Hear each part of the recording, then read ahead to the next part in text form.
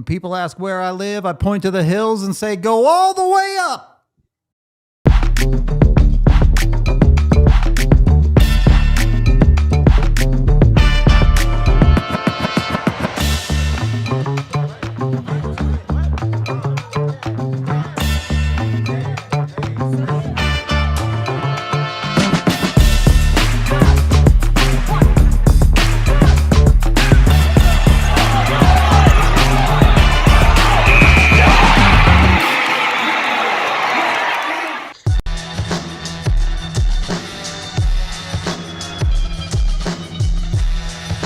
Welcome into the DNVR Avalanche Postgame Show, live from the Xfinity Studios.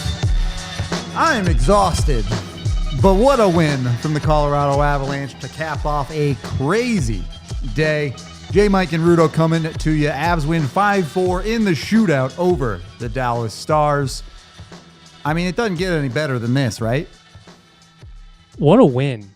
Holy shit. What a win. What a game. I'm on cloud nine right now.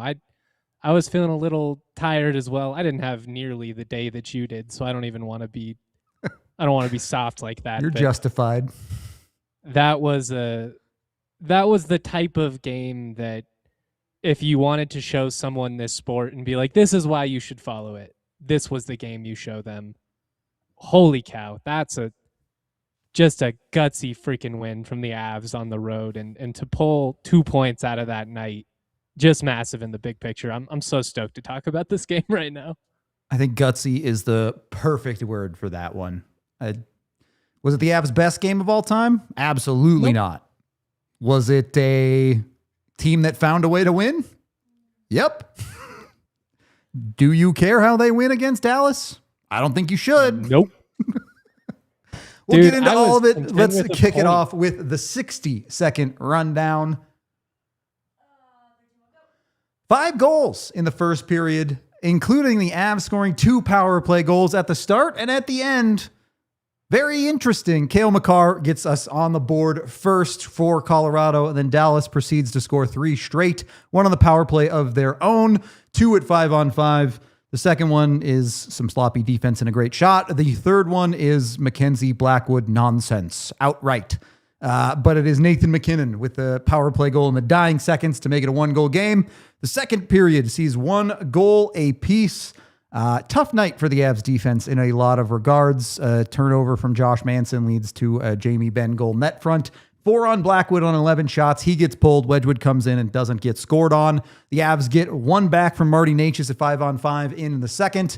And then it takes until 13 seconds left in the game. Val Nichuskin gets revenge on his old team to make it 4-4.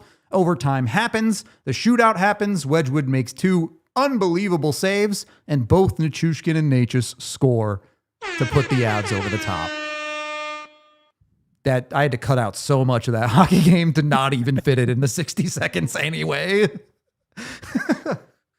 A lot was happening, man. This was one of those nights. There's a lot of stuff going on. I guess we'll try and go chronologically here to the best of our ability. Speaking beyond just this game, to see Makar beat Jake Ottinger on the power play felt really, really good. No notes on that one. Man. That was a little bit of redemption for last spring. Yep. It doesn't make up for it. That's still one you wake up in the middle of the night and think about 20 years from now, that series and how it kind of got away from them.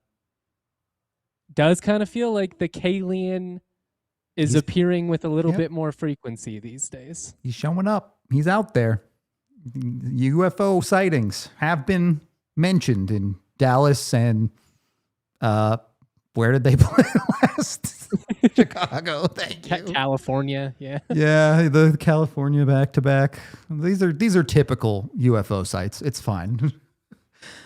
Business as usual. Avs end up 2 for 5 on the power play, J-Mike. For the first time in 100 years, we can actually genuinely say the Avs power play was pretty damn good tonight. What is that meme from The Notebook? It's been 85 years. Is it that Titanic. I don't know. Whatever. Same difference. True. I have not watched The Notebook, for the record. I think you can get away with missing that one. I don't think that's like a piece of historical lore that you have to consume. Fair enough. I'd rather consume this game for sure, although it was a bit sketchy at times. But is the Avs power play, was it really just a vibes thing the whole time? They trade for Kadri, everyone on the team super happy, and their power play pops off against Dallas. Is it really that simple? Turns out the party just needed one more buddy to get invited, and everything was fixed. The vibes are just did a total 180. Oh, Nas is coming? Now, before everybody's sitting around, nobody's talking, they're looking at their phones. They hear Nas is coming. Now we got the music on. The boys are playing games. They're engaging with each other. He brings the life of the rack. party, man. It's what they needed. They just needed his spiritual presence, apparently. I'm not complaining about it. I will say a noticeable uptrend now, definitively in the Avs power play post All-Star break. 5 power play goals in 6 games. Yeah, are some of them a little bit cheap or whatever? Sure, but compared to the absolute desert you were in leading up to the Olympic break that I keep calling the All-Star break. Honestly, so many things about this game. The Makar goal, the power play working. We'll get into some other stuff. There's a lot of relief as much as any other feeling out of this one. Yeah, I mean, they've gotten a couple cheapies. They've also had a couple of really just gorgeously executed goals that I just don't think we saw with any type of frequency before the break. So visually, it feels like it's been far better. And also, they were probably due, right? Statistically speaking, it was so bad that it was basically an anomaly. Like at some point, accidentally do better for sure. Yeah, at some point, those numbers have to even out just a little bit. But they're showing a little bit more flexibility. It just feels like the creativity has been there of late, and they're executing, which is a sight for sore eyes after the long stretch here. Yeah, execution. Offensively, I think execution is the exact right word, too. This was not a game where the Avs unloaded the guns and put up 45 shots. They weren't creating chances at an anomalous rate. They were a team that, honestly, in portions of this game, were struggling, but they fought through that, and when given enough opportunities, they executed the ones they needed to. Frankly, your superstars showed up. You have one other big goal from your non-superstars. That was the most important goal of the game. But yeah, a weird day. You have the trade deadline. You have all this stuff and buzz going around. Guys are leaving and joining your roster actively during the day. Those are the type of days where you ask more from your superstars, and the Avs got it. Yeah, I think there's a lot of takeaways we'll get into in the big picture, obviously, but it just felt like on a night where you needed your stars to be at their best. Maybe it wasn't an A game for 60 minutes.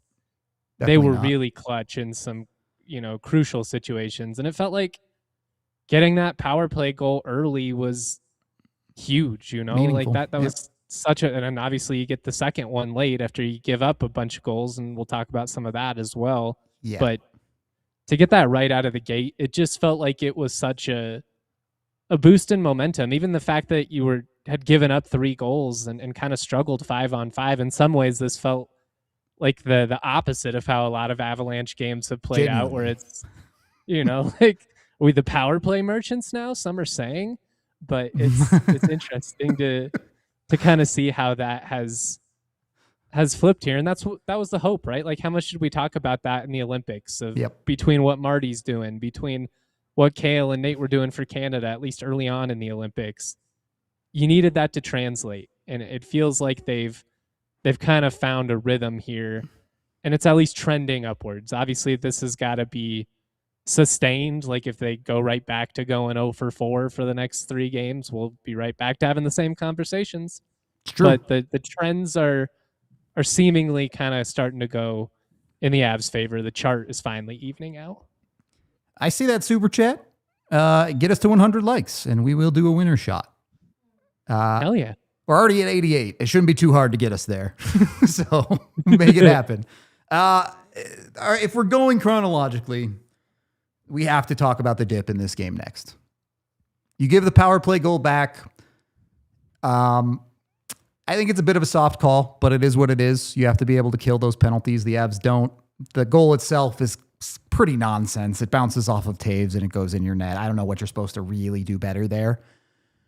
But then the following two goals is where you start to have issues.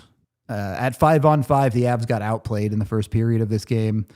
The second goal against your fourth line gets lost in its own zone, hemmed in. You lose your man if you're Bardakov, and it ends up in the back of your net.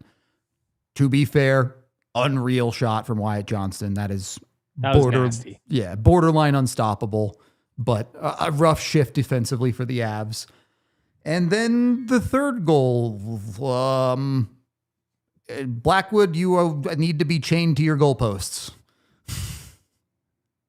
I'll tell you what, him and Wedgwood both have a little bit of that in them, where they're a little too ballsy for my liking at times with some of their choices to go play the puck. This play is a problem for two reasons. And it's not 100% on Blackwood, but it is 90% on Blackwood. To be fair to him, Devon Taves is coming in as he collects the puck behind the net. Taves has to open his mouth. He has to say something.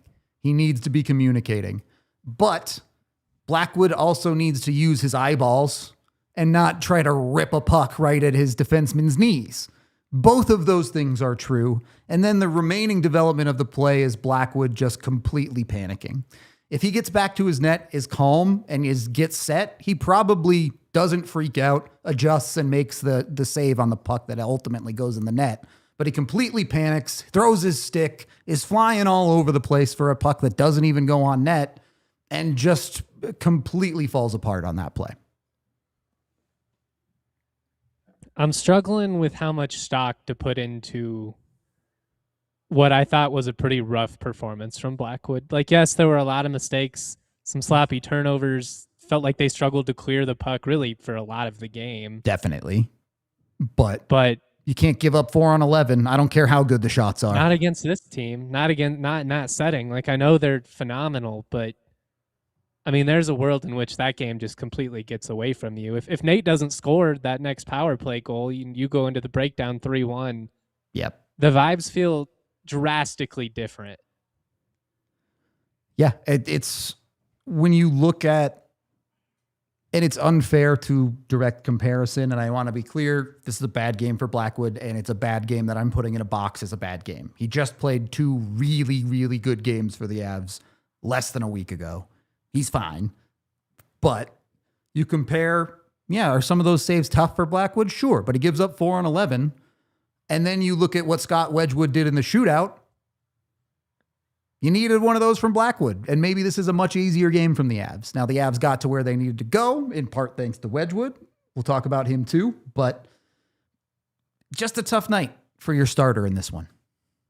Well, and it's compounded just visually. You see him give up 4 on 11.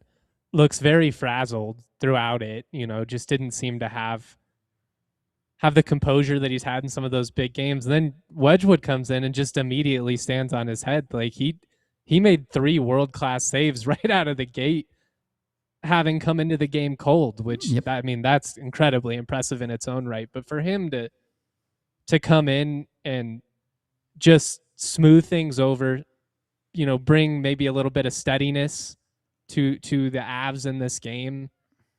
What a massive response from him. And I'm with you. I started taking notes and I'm like, should I bring it up? Like, is there a question about who actually would be the go-to guy in the postseason? I don't think so, especially based on how Blackwood's played of late. Yeah. But it's pretty nice to be in a position where you can just bring Scott Wedgwood off the bench and he might just look like one of the better goaltenders in the league for 20 minutes. I mean, he was really impressive in this one. Having a guy that can do that like Wedgwood, a huge plus for the Avs. If Blackwood does this again against Minnesota on Tuesday, Sunday, whenever. Sunday, yeah. Then okay, maybe a light bulb's going off a little bit. If he does it again the next time the Avs play Dallas, then maybe you start having a conversation. But right now, one bad game, don't overthink it on that one when it comes to the goaltending. We do need to take our first break of the show, so let's shout out a couple of our sponsors here, and then we'll get back into it. The official vehicle of DNVR and the official vehicle of the Colorado Avalanche is Toyota. Go get yourself into a Toyota. Do you think Toyota makes a train model for Nichuskin? I don't know. Just a thought I had. No, when you want to drive an actual car, they've got trucks, SUVs, sedans, and everything in between. If it's a day like today in Denver, they've got 17 different vehicles with 4 or all-wheel drive, so you're not slipping and sliding all over the roads. And they also have 16 different vehicles with hybrid, including hybrid trucks like the Tundra iForce Max. That is what I like. Maybe you've noticed the gas prices have gone up a bit. Just don't get gas. Use electric instead with Toyota. Whatever type of vehicle you're looking for, Toyota got you covered. You can go to your local Front Range stores. I can speak. AutoNation Toyota Arapahoe and Centennial, Corwin Toyota in Boulder, Groove Toyota in Littleton, Mount States Toyota in Denver, Stevens Toyota in Aurora, and Stevenson Toyota West in Lakewood. Again, Toyota, the official vehicle of DNVR and the Colorado Avalanche. Toyota, let's go places. We also want to talk to you about our awesome friends at Xfinity, specifically the 5-year price guarantee. What if you could have reliable, intelligent Wi-Fi? And what if you could keep it at the same price for 5 years? That's the Xfinity 5-year price guarantee. Imagine Wi-Fi that makes everything in your home work together, that finds and fixes problems before you even notice them, like super intelligent Wi-Fi with a sixth sense that lets you stream the game even when the whole family's online. Sign me up. I'll work in perfect harmony for 5 whole years. Here's the best part, y'all. No annual contracts, no hidden fees, plus Xfinity's best equipment comes included. Take it from me, a lot can change in 5 years. Championships are won, records are broken, cadres go to Calgary and return, but your Wi-Fi, it should stay reliable and the price should stay put. Lock in your price and unlock the possibilities with Xfinity. Learn more at xfinity.com. Xfinity, imagine that. Select plans only, restrictions do apply. How many high school sweethearts are living vicariously through the Avs in Calgary right now with the baby come back storyline? Baby, come back. Second period of the DNVR Avalanche podcast. We have the courtesy call. Bailey Curtis calling in on that Xfinity mobile call-in line. Bailey, a banger to be in the building for, I'm sure. Yeah, this was a fun one. And that's kind of the vibe in the locker room there too. The word playoff environment was mentioned a lot this morning at morning skate. And in talking with both Nathan MacKinnon and Jared Bednar, that's exactly what it was. This place was about as electric as I could have imagined it to be. I had zero expectations walking into this place, and it was phenomenal. Don't know if you could ask for a better end to this one as far as the score goes. Maybe more dominant performance, but as far as electric hockey goes, this is as pretty good as it gets. Bailey, you mentioned the playoff atmosphere comment there. I was chatting with the watch along all game. Fair to say a gutsy win feels more like playoffs than look, if you want to call the first half of that game not very playoff vibey from the Avs, I'm comfortable with that. But ultimately they got where they needed to go. Yeah, absolutely. That's one of the first things Bednar mentioned, and Gabe, as we were talking to him post-game, is that not the best start from this group, but the word resilience has also been mentioned multiple times this season. Talk about a guy who really needed a goal in Val Nichuskin, who looked incredible for a good portion of this night. I mean, if you're talking about the point of all points, yeah, that goes to Val Nichuskin. This game ends in shambles. I can't say as though the Avs would be anywhere close to pleased with their performance had Val not gotten that lucky opportunity at the end of the third. So Yeah, gutsy is awesome when it comes to playoffs, and that's kind of how the entire room feels too. That it's about as good as it gets.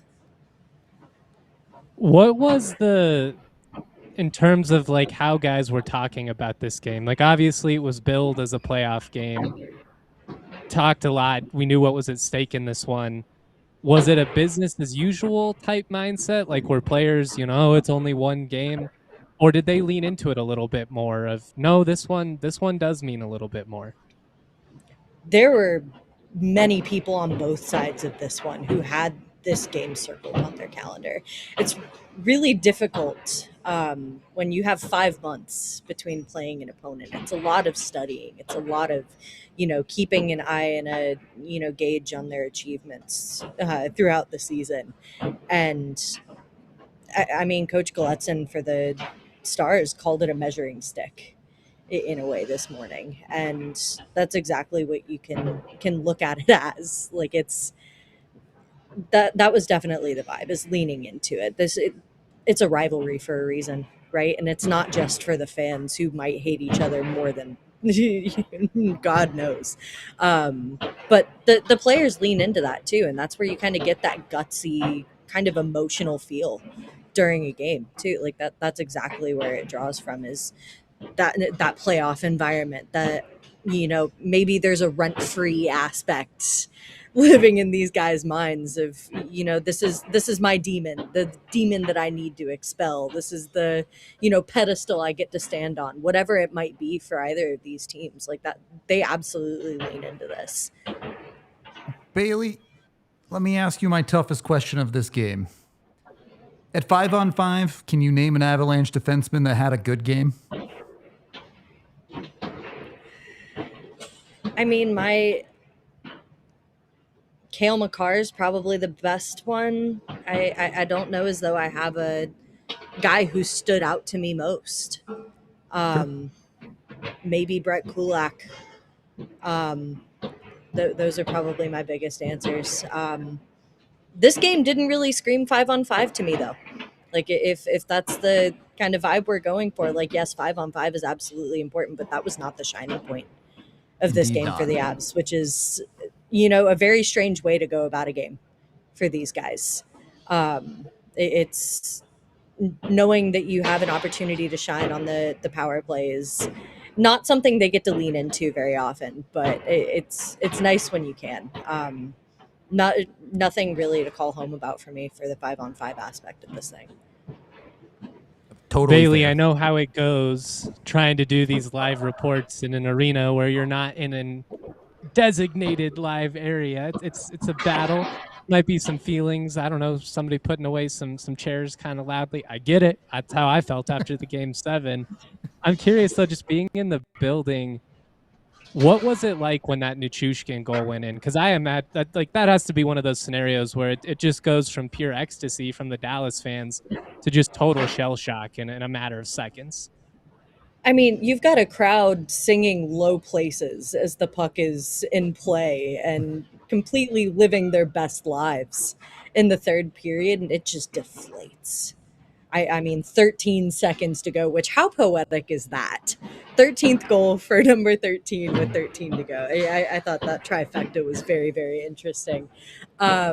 Yeah, the place deflates. This is an arena who really knows how to cheer on their hockey team. And again, I'll reference the rivalry. Like you can feel it in this building. And I've never been in this building when the Stars are playing another team, let alone ever, but I imagine it doesn't get more electric. And, you're not as on the edge of your seat maybe as you are in a matchup like this. And you could tell the passion from the fans was there, and it just all goes down the drain as soon as Nichushkin gets that one. It's best feeling for some of the Avs fans in the building, but there was as you would imagine, a lot of green here tonight not happy with the way this one turned out. Avs win. We should celebrate that fully. I'm comfortable with that. Is it any bit of a minus that Dallas gets a point out of this game, or are you taking these two and running to the hills? Why wouldn't you take the two? I mean, you've got enough, I think, maybe not to feel comfortable, but to feel satisfied with this one. But there's something to be said about, again, slaying the demon. This is a matchup that a lot of these guys had circled on their calendar, especially on the Avs side of things. And to be able to say that you got over that obstacle, you got over that hill, it's got to be a really, really good feeling for these guys. So if I'm them, I'm looking at this and saying that's another point, 2 points in the win column, or that's another point to the record. That's another 2 points to our season. What's there to not be happy about? I have to ask it, Bailey. Is the power play fixed? See, I'm scared to say yes, because as soon as I say yes, it's going to go back to crap. But I don't know. I talked to a couple of the guys about that in the locker room today, namely Nathan MacKinnon, who seemed really, really pleased with the way things were going. I mean, things just seem to be going in for them, and there's something to be said about the success that Marty Necas has had since coming back from the break. I know that's a point we have been harping on since the break ended, but when you've got success out of guys like that, and you finally break away from some of that stubbornness to achieve some of that, a lot of these guys feel really good about it. And when you feel really good about something, things tend to go in your favor. That's just kind of how that went tonight. So as far as it being fixed for good, I think we need a little bit of a bigger sample size for that. But if we're talking short term, I'll absolutely take this fix. Absolutely. I'm curious, just what was the general reaction? You know, you're in Dallas when this trade happens. You talked to Victor Olofsson this morning. He's talking about how it's going to be a playoff atmosphere in this game. You know, fast forward 6 hours later, whatever it was, and the Avs have made one of the biggest moves of the season, if not the biggest. Just what was the kind of reaction? Obviously, a lot of these guys were teammates with Kadri back in the day. Got to imagine it's a lot of excitement, despite, you know, the weirdness always of saying goodbye to somebody who was literally participating in morning skate. You know, that's one of the first things Jared Bednar mentioned when I asked about him about it post game. Is he said, you're losing a phenomenal human being in the room in Victor Olofsson, especially with that quick turnaround. Emotions are going coming at you from all different angles. There is the excitement about Nazem Kadri. I think there's a lot to be excited about as far as that depth at center goes now. Like there's a lot to be excited about there. It's also okay to feel upset because you're missing somebody who is a really big piece of that locker room, according to Bednar. Like that hurts. That sucks. Again, especially with how quick it is. But especially in a game like this, you don't really have time to digest all of that before you need to go and, play a game and win. And you need to learn how to divert your focus. So there's, I think, a little bit of time to feel that excitement and be happy before the game. But ultimately, it's business. At the end of the day, that's what everybody, in that locker room will tell you. It's unfortunate. But at the end of the day, everybody's got a job to do, and that's what they did tonight. Last question from me, Bailey. You've now been, obviously, Ball Arena. You were in Utah the other day. You've been in Dallas. Give me an arena ranking. Utah's at the bottom for me. They have, as far as media treatment goes, treatment outside of the media, it's space or area, I guess, phenomenal. But a little bit, that arena is not quite built for hockey, and it shows. You can feel it. Dallas has got to rank second. And it's a very close second. As much as I love Ball Arena, this is a very, very close second for me too. There's all these comments about maybe hockey not belonging in the South, or Texans not knowing how to do hockey, and they absolutely know how to cheer on a good hockey team.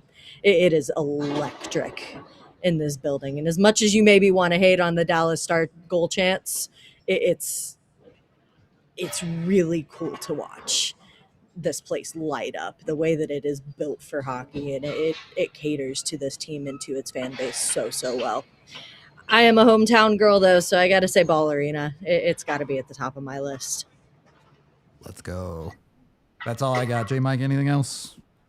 That's all I got. I will say it feels like there's a lot of energy in that Dallas building, but it's like the NBA in the sense that they play a lot of music. The crowds, they get them going. Feels like Ball is just electric because you've got a bunch of ball knowers in the crowd, bunch of genuine great hockey fans, and they bring the electricity just organically. We'll say the food spread in Dallas, not bad. They got some good snacks up there in the press box. The ice cream cooler definitely is not bad. I will say that. I got to give them that. I've taken a lot of shots at Dallas over the last year, so I got to be fair. No, Bailey? No, Oh, sorry. Go ahead. I was going to say, I really do love how open it was up there. I got to catch up a little bit with Mikko Rantanen. I got to catch up a little bit with Logan O'Connor. So it's really kind of cool and all-encompassing environment up here. It's awesome. Nope. I was going to say, Bailey, go find yourself a shot in Dallas because we've got over 200 likes at this point. So you're going to have to get yourself one. Definitely need to find something out here in Dallas. Let's go. Do you want to mention a couple little notes before heading out to? It does sound like Gabe Landeskog will be staying the night here in Dallas. After that shot he took from Cale Makar, looks like he will be going to get checked out. Will not be traveling back with the team. He did finish the game for what it's worth, and he's already got a couple of kids, so he'll be all right. That's quite literally what he said before the presser. He's like, good thing I already have 3 kids. I'm good. All right. Are we leaving it there, Bailey, or any other final thoughts? No, I'm good for this one. Again, I don't know how many more times I can say electric. This one blew my mind. This was a really, really fun one to be at. And especially with all of the emotion, coming out of today, you can tell the guys are going to be coming to Denver really, really happy. Sounds like Naz, they're hoping to get him into Denver by tomorrow. So hoping to fast track everything and get him back in an Avs jersey as soon as possible. Really excited for that one. Hope so. Cannot wait for that. Bailey, thank you for the call in. That was, of course, the courtesy call. Go follow Bailey on Twitter. Bailey Curtis with 2 Ys. Of course, presented by Xfinity Mobile call-in line. Xfinity, imagine that. We do have to hit our second ad break as well. So let's make sure we do that, and then we'll hear from Coach. As the Avs are a good hockey team, you could even say that the future is bright for the Avs. So you probably want to put your Shady Rays on. You know that moment, the moment when you realize you left your favorite sunglasses at the beach or on the roof of your car 3 gas stations ago. Well, we've all been there, and Shady Rays has your back. It changes the game. These sunglasses are made for real life, seriously good looking, polarized, durable, and not stupidly expensive. And the best part is, if you lose them, break them, or just don't like them, from day 1 to day 30, Shady Rays will send you a brand new pair. No guilt trip, just replacements. So now you can actually wear your sunglasses without fear on hikes, at concerts, on the boat, wherever. Shady Rays is eyewear that has your back. Go to shadyrays.com today and use code DNVRSR for 40% off 2+ pairs of polarized sunglasses with Shady Rays today. That's shadyrays.com, code DNVRSR. Shout out Shady Rays, genuinely rock mine all the time. It's always a little bit glaring how blind I am when I take my actual glasses off there for a second. I want to talk to you about our friends at Rocky Mountain Cancer Centers. For decades, you've stood by your team through every season, every setback, every comeback, wearing that worn-in jersey, cheering from the same lucky seats. It's not just about the team. It's about the family, the legacy, the love of the game. At Rocky Mountain Cancer Centers, we get that kind of loyalty because we've been here for more than 30 years, standing with Colorado families, treating more adults with cancer than anyone else in the state. When life gets tough, we never stop showing up. Rocky Mountain Cancer Center is the official sponsor of Denver sports fans. Head to RockyMountainCancerCenters.com to learn more. Third period of the DNVR Avalanche podcast. Let's go hear from Jared Bednar, mostly because I need to go get a second shot. Thank you for over 200 likes, chat. But Coach had a few things to say after this one. Can you just walk us through from your vantage point?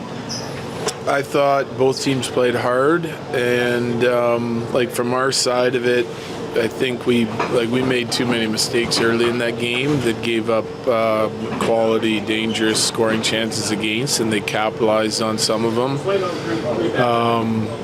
But I thought we cleaned that up as the game went on a little bit, and got a little bit more dangerous offensively as the game went on. But overall, I think power play gets 2, empty net situation gets 1, penalty kills huge penalties in the third, 5-on-3, and that's likely the difference in the hockey game. Coach, big trade happens before this game too. How do you balance maybe some of the emotions going around in that room to keep the focus on the game ahead? Well, guys were excited, like we obviously added some guys. When you get Nick Blankenberg, you get Nick Waugh, disappointed to see Olofsson go. He's a great teammate, great player for us this year, did a lot of good things, and he's a superhuman being. But the trade, last minute today that adds a guy that we know real well, we've won with here before, Nazem Kadri. It's exciting. So he's got a lot of friends still on the team to stay in touch with him. He's excited to be coming back. We're excited to have him back, and I think it's another impact, dynamic player that you can put into your roster. So we'll see how it all sorts out eventually, but we couldn't have been more excited sort of coming into this one. We knew it was going to be a tough game. Guys going through sort of the whole gambit of emotions, over the last couple days. And it's the end of a road trip, but now we're headed home for a little bit, and we'll regroup and hopefully get all of our guys in and get them up to speed here so we can hit the ground running on Sunday. Val's been a little unlucky lately, even had a double doinker here tonight. How good was that to see him get that one with 13 to go? Well, yeah, I mean, because I feel like he's been playing a lot better right before the break, coming out of the break. He's starting to use his legs like we're used to seeing.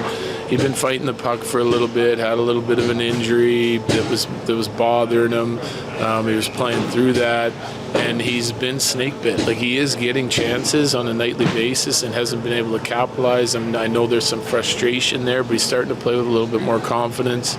I mean, to finally put one in, and especially that, and then score again in the shootout, hopefully this sparks him here and he starts feeling it a little bit, because he deserves to put a few more in the back of the net. I think we asked you, I just wanted to carry over his Olympic play. Yep. What'd I say? Six, I think you said yes. Okay. I think it's 6 goals and 13 points in 6 games. Yeah. What is he doing so right now? Well, I think you go on that stage, play for your country against the world's best, and you play really well. You're deployed a lot. He got deployed in that tournament like he does with us. Plays a lot, bunch of different situations, and he has success. I think it was a little bit of a coming out party for him. I think he realized that, and he's come back and he's played with a ton of confidence. And what I like about his game, because he's always been a dynamic offensive player, but he's checking, he's putting a more onus on his checking. He understands the importance of it, and I think he's done a better job of that coming out of the Olympic break. So he's turning into a trusted, not just dynamic offensive player, but a trusted defensive player as well. Scott comes in cold and just shuts everything down. Just from a coaching perspective, what kind of a weapon is that? Just to know that he's capable of doing that, and he's done that several times for you. Yeah, it's great. I mean, it's great. I mean, that was one of the best games or partial games I've ever seen him play, in my opinion, because we gave up some glorious chances at the start when he went in there in the second. And we needed some saves to keep that game within reach, right? And then you get through the penalty kills and all that, and shootout, he was good again. We needed a big performance from him going in there in order to win that hockey game. It was a huge part of it. Okay. All right. Thanks, Coach. Bedsy hit the nail on the head with a couple of those conversations. Chat, 230 likes. I've got 2 shots for you. I know J Mike's got one. Tiff's got one. Cheers to Dr. Dubs. At least one of these is for Nas. Go Abs. Let's go.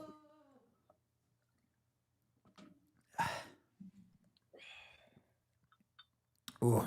Oh, look at that. J Mike pouring the double. Look at him go. Ooh, I'm gonna regret it, but if the Avs can win this game against the Stars, I got to be committed too. So shout out Nazem Kadri. You've got nowhere Shout to out down the drive. It's true. Home sweet home, baby. With that, let's get into our 3 stars of the game. Could have gave it to a bunch of guys. We'll talk about more than just the 3 stars as always. But star number 3, I give to Val Nichuskin. 1, shootout goal was super nasty. Obviously, the goal he scored was huge, but it feels like a little bit of extra oomph that it came from Nichuskin, right? I thought especially in the second half of that game, Val looked really good and kind of felt like he was due. It was just so nice to finally see him get his moment because he's come so close so many times this year. The Avs need big game Val with some consistency down the stretch. In a division like this, in a gauntlet of a division, you need guys like him to step up and deliver. And you got the key play from Cale early. You got the Nathan MacKinnon goal at the end of the second. Marty got in the mix when you went back down 2. It was his turn, and it was great to see him rise to the occasion. And I give it to Val especially because, he looked really good in this game. But Val is one of those guys where it's gone on long enough that looking good is not enough. Yeah, you actually have to do the thing. He did, and then he did it again in the shootout for you. You don't win without Val tonight. So props to him. Second star, another guy you definitely do not win without, Scott Wedgwood.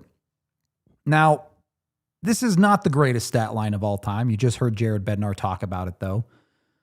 Between his save in overtime and his 2 shootout saves, the 3 best saves of the game? I mean, at least on the Avs side, Ottinger had a couple of crazy ones as well in this game. Fair. Feels like he always pulls 2 or 3 out of his ass against the Avs. But yeah, Wedgwood to do what he did coming off the bench cold and just completely shut down a Dallas team that was buzzing 5-on-5. I mean, they put 4 in, but that could have been 6 or 7 easily. Yep. And he just completely slammed the door. Like the definition of clutch. It's such a luxury that the Colorado Avalanche fan base gets to have the argument of should Scott Wedgwood be the starter. Whether you believe it or not, the fact that the Avs have 2 goalies playing this well, and I know Blackwood wasn't good tonight, but he's been great this year. He's been awesome. It just is so easy to have so much confidence in this Avalanche team. You're down 4-2 in this game, and you bring in a goalie cold, and he gets the win. He is the goalie of record tonight at the end of this thing with the W because he showed up and didn't let a single puck go in his net. I think Blackwood's like, thanks, buddy. Just keeping that win percentage just a little bit higher. Gave me the no decision. Let's go. And then our first star, there is no doubt about this one. Marty Necas involved in every single goal of this game. All 4 regulation goals, and then gets the shootout goal that ends the game. I just tweeted it out. Genuinely the best player in the NHL post-Olympic break. That's not hyperbole. When you look at what he's been doing from a production standpoint, and it's not fluky either. Like, he passes the eye test when you watch him. You know, sometimes you can rack up some fluky points on secondary assists. He just looks like he's playing with a different type of confidence right now. He's shooting the puck.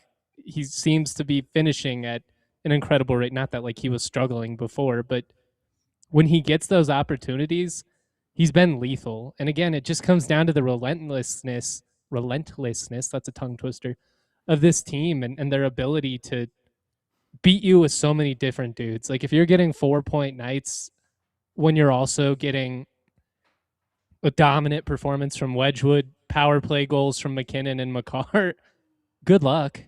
Good luck. Tonight is a night from Marty where I really enjoy eating my words.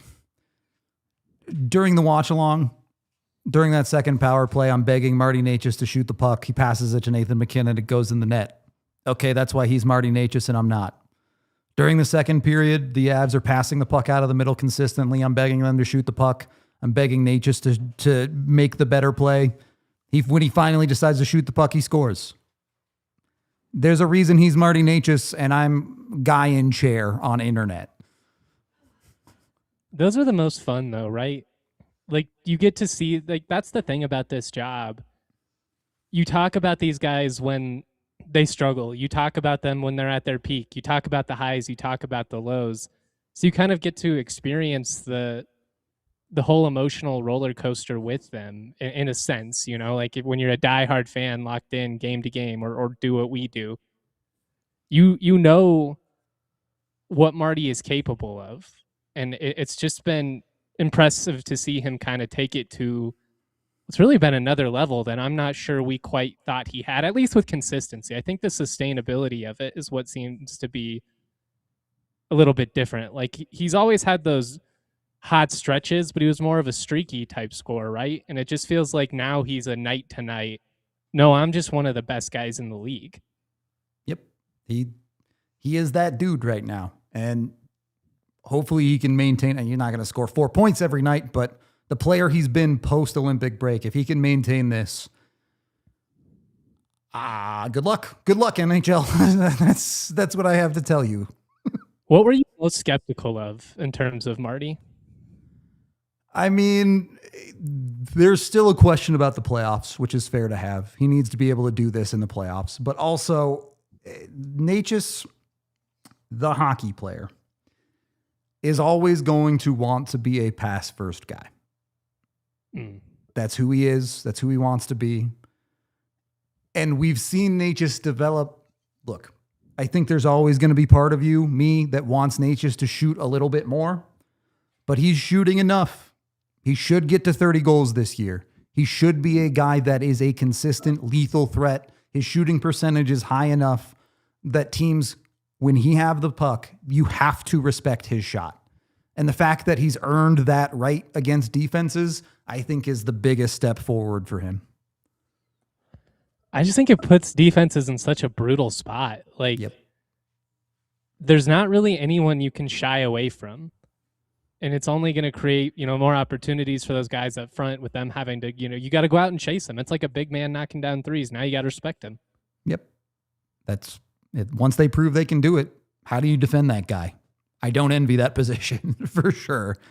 Those are our 3 stars. Chat was talking about it earlier. Of course, Nathan MacKinnon also had a great night. There's no doubt about that. You see, it's what a world of difference it makes when Nathan MacKinnon decides to move his feet on the power play. My God. It's one of those where you see him in certain spots of the ice and you think back to some of those times where the Avs just got so stagnant and so stationary. Yep. And you're like, I don't think I saw you in that portion of the ice for a month. No kidding, dude.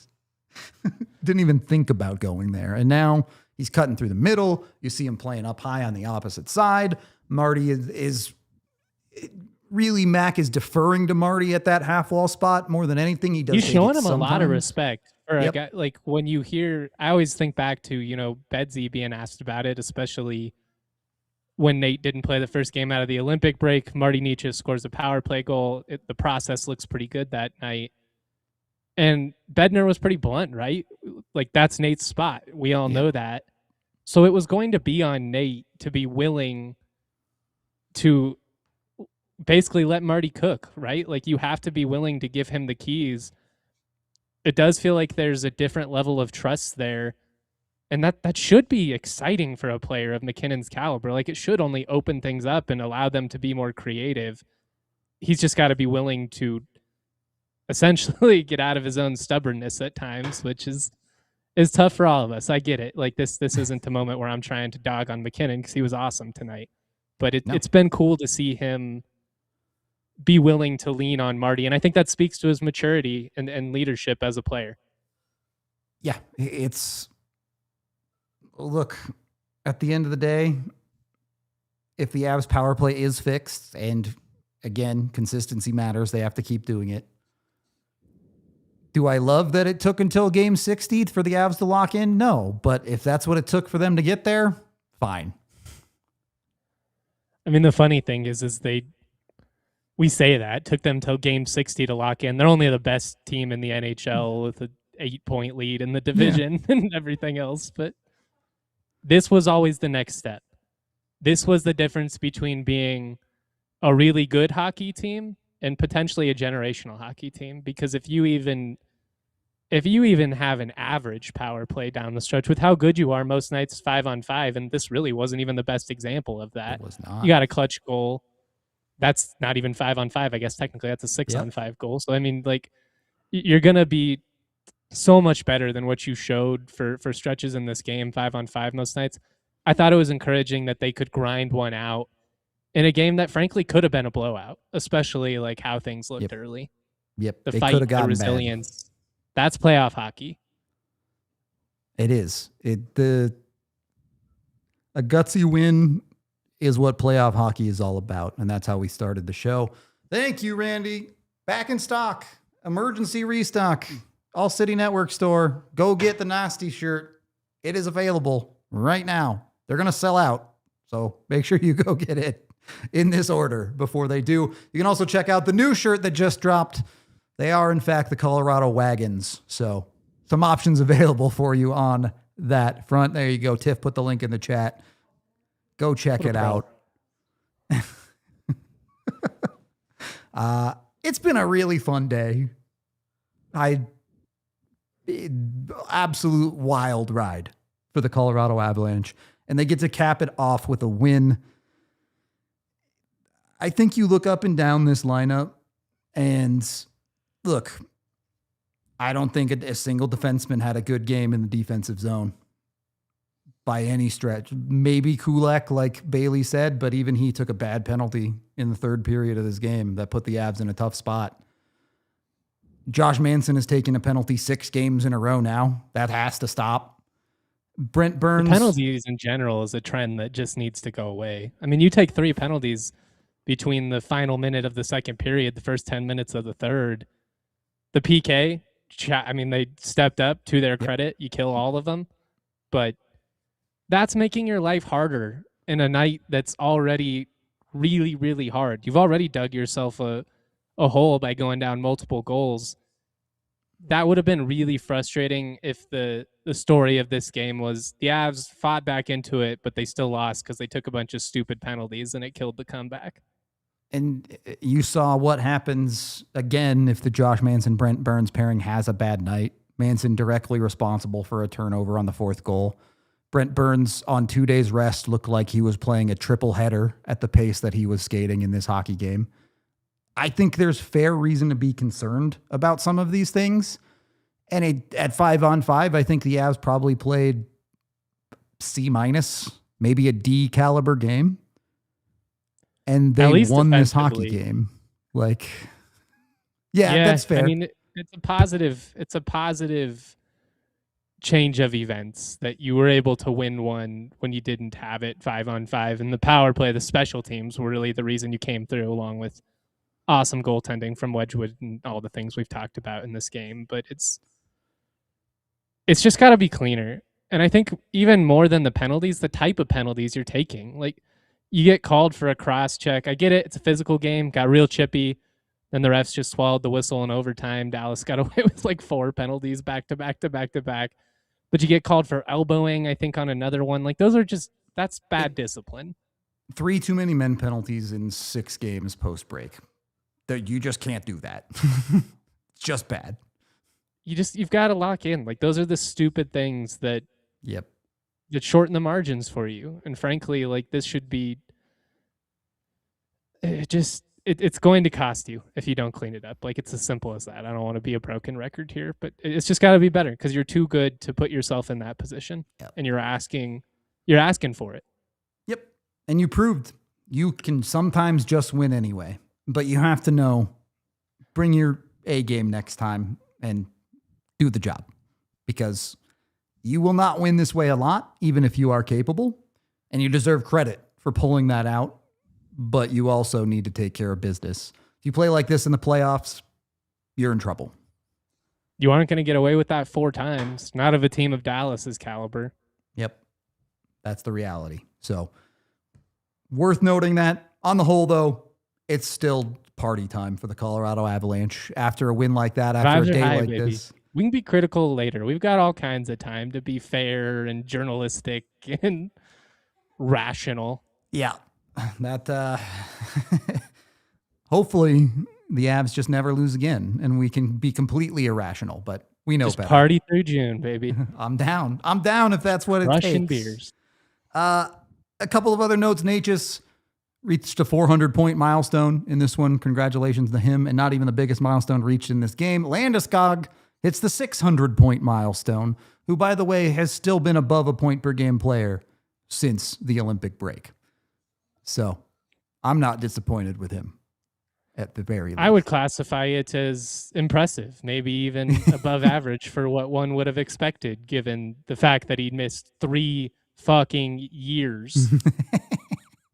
That's a long time. You idiot. God. It feels like the Avs have put it together in the way we've asked out of the Olympic break.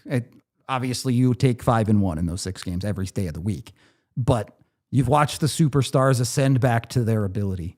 You've watched the team put together the pieces that they've needed. It's not all cylinders firing every single night because that's not realistic. You're not going to be able to do that. If you're having a tough defensive night, your offense picks you up. Your goaltender can pick you up. If you're having a night where you're struggling to score, your defense locks it down. The Avs are helping each other out in whatever's needed in any given night right now. And that's a system that leads to a lot of success. They're just so well-rounded.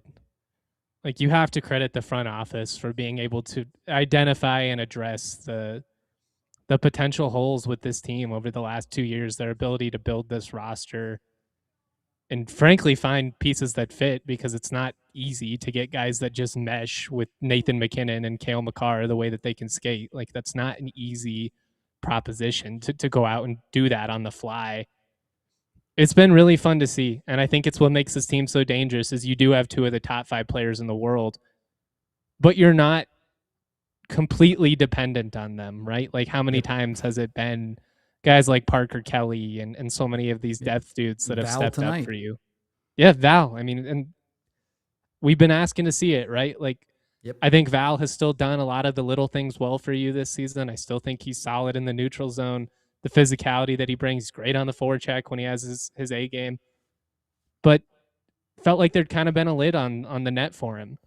And sometimes you just need to see one go through. And now all of a sudden you're in a different zone. And that's what I'm really hoping can be the case. And I just think from a confidence standpoint, this is such a big win. Not that you were For the whole team. struggling, but I mean, to win this game against this team, and there is something to be said about that. It's a team that's been your boogeyman. They've had your number in the postseason. You lost a fun game to them earlier in the year, and you hadn't had a chance to get that taste out of your mouth in almost half a year now. To win this game and to steal it the way that you did, like, that might be soul snatching. Like, honestly, that might have been what you needed to have to finally reverse that curse, is we just needed to snatch their soul in that building. And I'm hoping that was the case. I am unwilling to say it has gone that far, but Probably not. Dallas is so good. That's like Yeah. also my biggest takeaway from this Yeah. game. It's like, They're a really God, good thank hockey God. team. Just win the division so you don't have to play them in the first round again. Wyatt Johnson, please demand a trade and go somewhere else and leave me Go to the alone. East, man. Get out of here. I hear Tampa's lovely. A bunch of super chats to get to here. $2 from Ryan, who says Kadri already fixing their power play through vibes alone. It kind of feels like it, man. It kind of feels like that's the case. Power of next friendship. Next up, we have $2. Or no, we just did that one. 5 to pounds, euros. Euro? I think pound euros. Okay. From Sky, who says, y'all know I love both goalies in our lumberyard. Yeti can have all of round 1, but Wedgie needs to get Dallas. 2022 alternated goalies. It can work. I'm not a believer, but we'll see. I don't think Jared Bednar is a believer either, but I might be. I'm open to it. $5 from B Grim, who says, Nas coming home and beating Stars in Dallas in the same day. I'll be rocking a classic tuck up all weekend.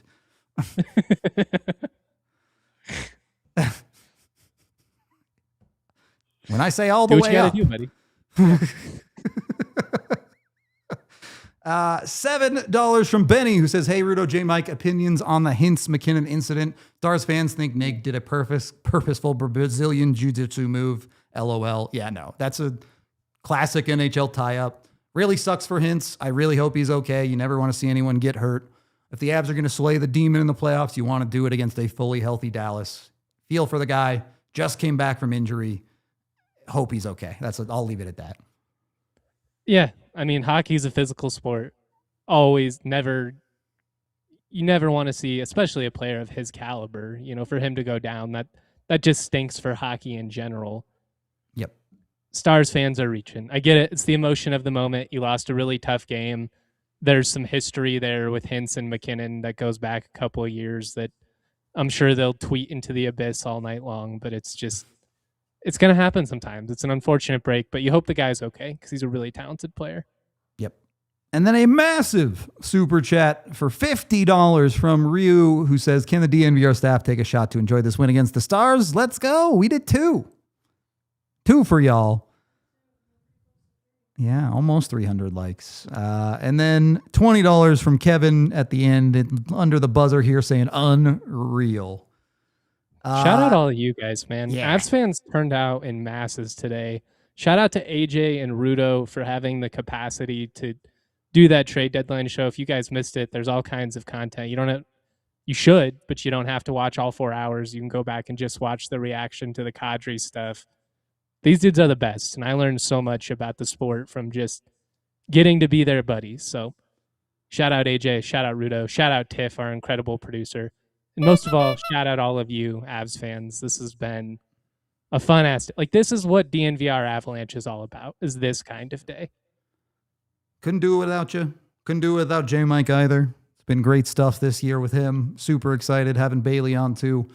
We're living the dream out here.